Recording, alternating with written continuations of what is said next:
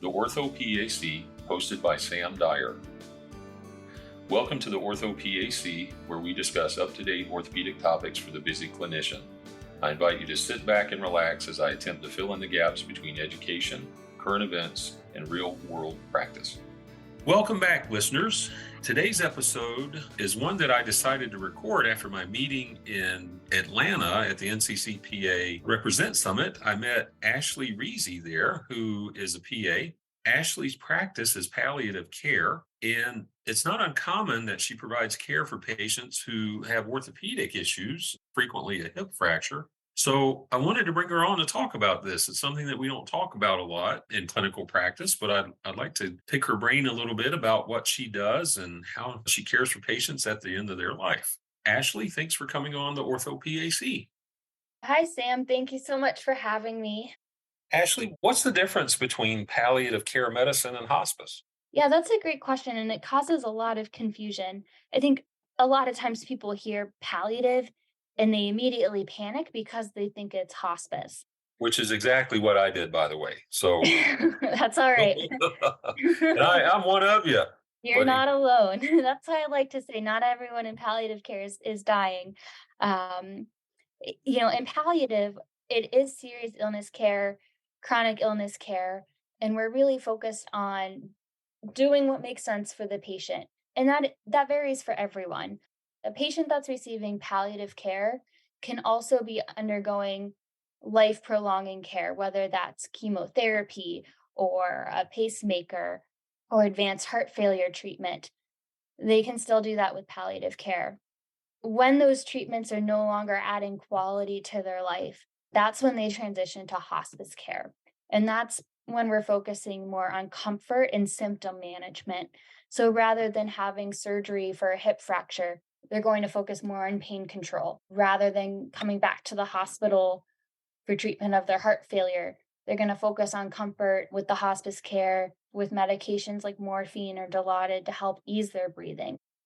let's say you're managing somebody that has some other problem and they're on the palliative service, but they also have a comorbidity of knee arthritis or shoulder tendonitis or something like that. How do you coordinate orthopedic services? Is it inpatient or outpatient, or how does that work with your practice? With palliative, we're a consulting service, so everything is managed by the primary team, which is usually the medical team at our hospital. With palliative care, patients are still receiving all of their other medical care, whether that's surgery, injections, they're receiving that either inpatient or as an outpatient. It's really with hospice when they're primarily focusing on comfort and really minimizing the appointments that they go to outside of the home, outside of hospice care. So if a patient was on hospice and wanted to get an injection in their knee for their arthritis, that would really be a conversation that they have with the hospice agency. I gotcha. And I got to ask you a personal question. How do you manage your stuff with this? I mean, for me, this would be a almost devastating daily thing. I know you're doing great stuff and helping people with their pain at the end of their life and going with dignity, but how do you manage it for yourself? Mhm. There's got to be some tough times going on there.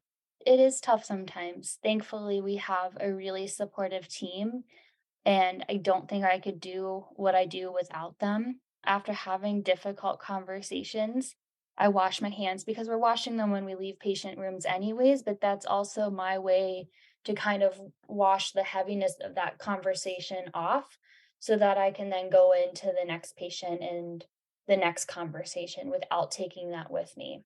So visualizing that helps. And honestly, patients and their families, they're always appreciative of our care, and they give back to us as much as we give to them.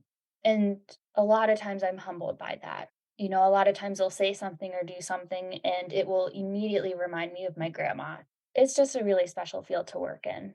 Well, that's great. I'm so glad that you shared that with us.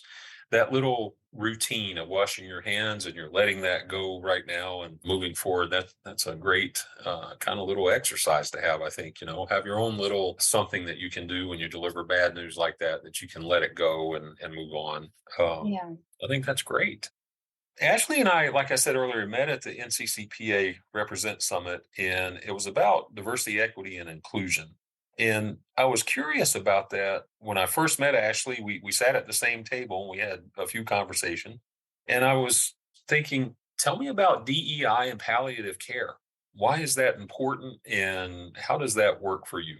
One of the things I found out right before the conference was that there are less than 200 physician assistants working in palliative care. And we also know through research has shown that there are disparities at end of life. Not only does palliative care need more PAs, but we also need more diverse PAs because without that, we're not going to be able to fully address health disparities at the end of life. Same thing with orthopedics. We just released some DEI videos that we licensed from the facilitator of that meeting. Mhm. And some things that I never really thought of as microaggressions. I had some comments that come through on the DEI videos. I'm like, you folks need to watch these videos. It's eye Mhm. opening and it means a lot. And when you talk about inequities in healthcare, not just in palliative medicine, but orthopedics, studies show that patients don't do as well. So it's really important to understand that. And if nothing else, be aware of it and try to make a change. So, Yeah. what do you think about that? Absolutely. Especially, whether someone needs surgical care or if they're at the end of life, either way, it's such a vulnerable time for them and their families. The health disparities definitely need to be addressed. I agree completely. And that's very well said. So, Ashley, what am I missing? I tried to bring in palliative care with some orthopedic focus, but I know that's just a very small part of what you do. What are we missing? Anything that we want to share with our listeners about your work, your ideas about palliative care? The other myth I kind of wanted to clear up, a lot of times people think when someone is on hospice that they can't come back to the hospital. And I think it's important to know that, things happen. Even if we're focusing on comfort at home with hospice, someone can still fall and fracture or break their hip. And in that case, we're focusing on comfort. Of course, we would want them to come back to the hospital for evaluation. Some people will be treated with IV pain medicine, and some patients who are on hospice will actually undergo surgery for better pain control.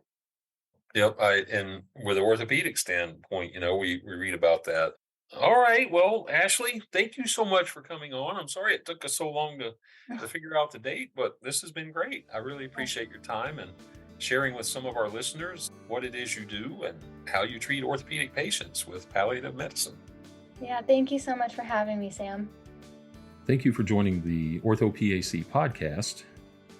Please follow the physician assistants in orthopedic surgery on social media. Connect with us on Facebook, Instagram, LinkedIn, and Twitter. Please subscribe to our podcast.